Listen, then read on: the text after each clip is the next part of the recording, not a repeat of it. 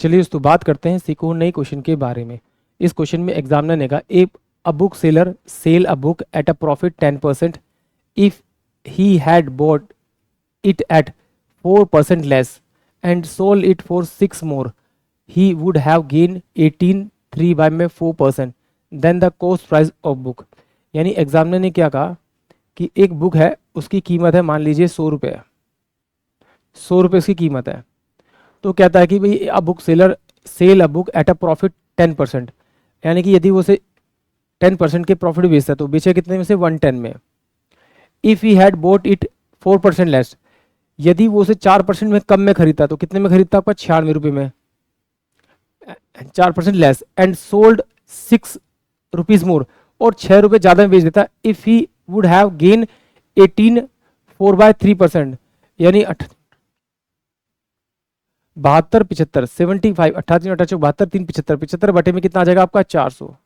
तो 25 तिया 75 25 चौके 100, यानी कि 3 बटे में आपका 16 आ जाएगा। यानी कि इसका निकाल लीजिए 96 का 3 बटे में आपका 16 निकालेंगे तो 16 6 96 6 3 18, यानी कि 18 रुपये का उसे प्रॉफिट चाहिए। उसमें 18 रुपये में जोड़ दूंगा इसमें आपका, तो 8 6 14 10 और 11 114।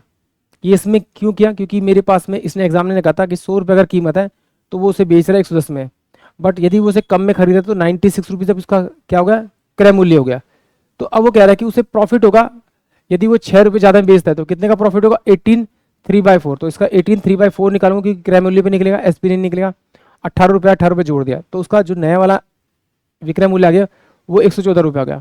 तो मैंने इन दोनों का डिफरेंस देखा, क्योंकि इन दोनों का डिफरेंस मेरा 6 रुपये के बराबर होना चाहिए। तो डिफरेंस देखा तो 4 आ रहा है, बट ये होना कितना चाहिए 6।